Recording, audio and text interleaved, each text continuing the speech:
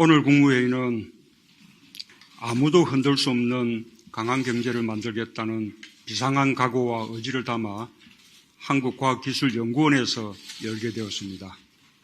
지난 2월 새로운 100년의 미래를 다짐하며 100번 기념관에서 국무회의를 한 후 두 번째 현장 국무회의입니다.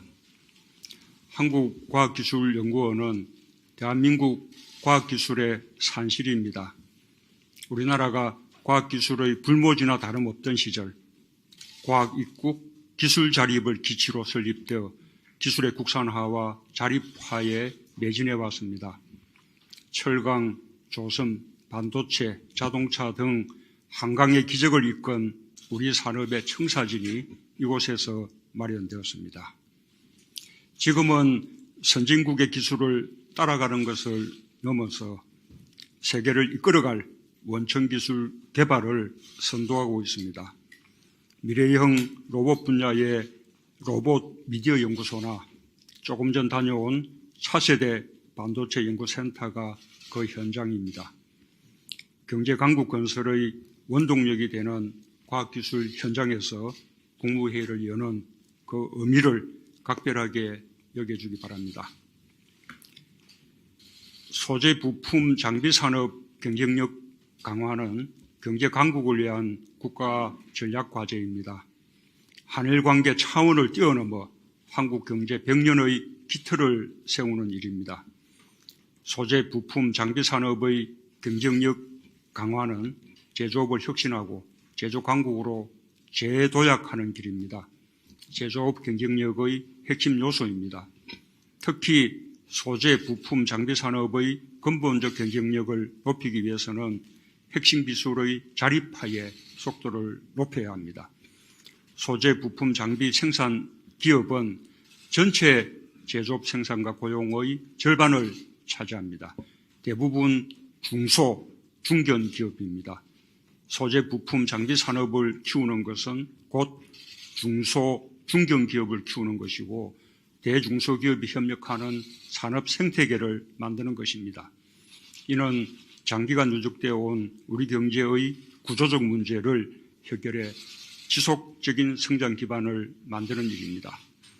소재 부품 장비 산업 경쟁력 강화는 또한 세계 경제와 교역 환경의 변화에 대한 능동적 대응 전략입니다. 보호무역주의 강화와 불확실성 확대, 나아가 국제 분업 구조의 변화까지도 대비하며 추진해야 합니다. 지난 두 달여 소재 부품 장비 산업 경쟁력 강화는 명실상부한 국가 전략 과제로서 추진 동력을 확보하였습니다. 대기업과 중소기업, 산학연회, 시민들의 격려와 응원까지 보태져 범국민적 차원에서 공감대가 형성되었습니다. 전에 없던 일로 큰 힘이 되고 있습니다. 이를 바탕으로 정부는 모든 가용자원을 동원해 기술 국산화와 공급 안정성 확보, 산업의 경쟁력 강화를 동시에 추진하고 있습니다. 이미 구체적인 변화가 시작되었습니다. 국사품 대체를 목표로 특정 국가 의존도가 높은 25개 핵심 품목의 기술 개발에 착수했습니다. 반도체 분야에서 소재의 국산화가 가시화되고 있고 대기업과 국산 부품 양산에 성공한 중소기업이 상생형 스마트 공장 구축에 힘을 모았습니다. 국민적 공감대, 정부 정책, 산업 현장의 변화가 선순환을 시작했다고 봐도 좋을 것입니다. 정부는 과거와는 다른 접근과 특단의 대책으로 이 같은 긍정적 변화에 속도를 더해 나가겠습니다. 첫째, 여러 번 강조했듯이 정부 투자를 과감하게 늘리겠습니다. 소재 부품 장비의 기술 경쟁력은 긴 호흡의 투자와 연구개발이 뒷받침되어야 합니다. 내년도 예산안에 소재 부품 장비 자립화 예산을 올해보다 2배 이상 대폭 확대했고 향후 3년간 5조 원을 집중 투자할 것입니다. 소재 부품 특별법 제정 이후 지난 19년간 투입된 5조 4천억 원의 버금가는 규모입니다. 핵심 품목의 신속한 기술 개발을 위해 2조 원 규모의 연구개발 사업에 대한 예비타당성 조사 면제도 확정했습니다. 둘째, 기업 간 협력관계를 구축하고 연구개발과 생산을 연계하는 데 특별히 역점을 두겠습니다. 소재, 부품, 장비 산업의 특성상 제품 개발 기획 단계부터 안정적 판매까지 전 과정에서 수요, 공급 기업 간 긴밀한 협력이 중요합니다. 세제, 금융, 입지, 규제 특례를 패키지로 지원해 기업 간 협력을 촉진하고 공급 기업의 기술 개발과 수요 기업의 적용을 연결하는 실정 양산 테스트 베드를 확충하겠습니다. 성장 잠재력을 가진 강소기업과 스타트업을 지원하여 글로벌 수준의 부품, 소재, 장비 전문 기업으로 육성해 나갈 것입니다. 셋째, 강력한 추진 체계로 현장의 변화를 촉진하고 지원하겠습니다. 오늘 국무회의에서 의결할 소재, 부품, 장비, 경쟁력위원회가 컨트롤 타워가 되어 기업 간 협력 모델 정착과 제도 개선을 중점 추진할 것입니다.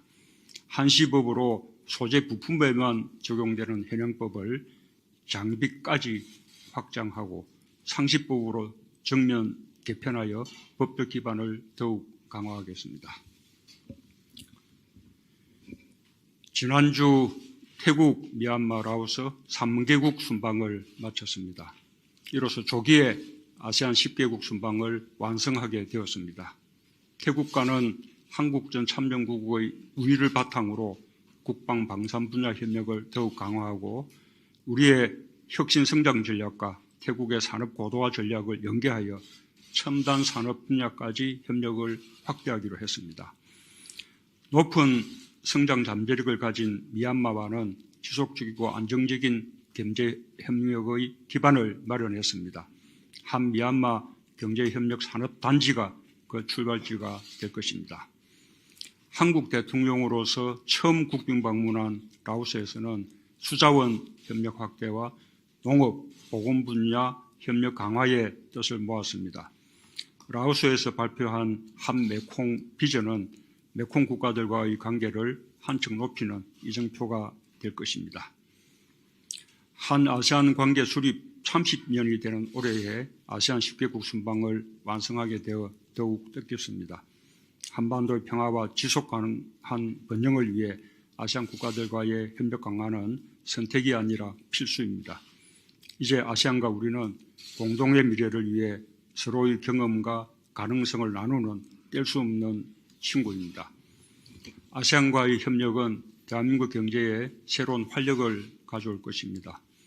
또한 외교 안보 등 전 방위적 분야에서 협력을 높여갈 것입니다. 아세안 10개국 순방을 마치면서 한 아세안이 함께 잘 사는 미래에 대한 희망이 더 커졌습니다. 아세안의 역동성과 성장 잠재력을 보았고 우리의 신남방 정책에 대한 적극적인 지지를 확인했습니다.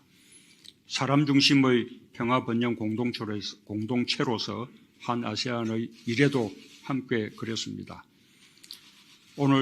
오는 11월 부산에서 개최되는 한 아세안 특별정상회의와 제1회 한 메콩 정상회의는 이 같은 협력 의지를 더욱 구체화하면서 공동번영의 미래를 함께 여는 중요한 계기가 될 것입니다.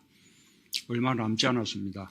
우리 정부 들어 국내에서 개최되는 최대 규모의 다자 정상회의입니다. 국민적 관심과 성원 속에 성공적으로 개최될 수 있도록 개최지인 부산시와 모든 부처가 함께 최선을 다해주기 바랍니다. 네, 이상입니다.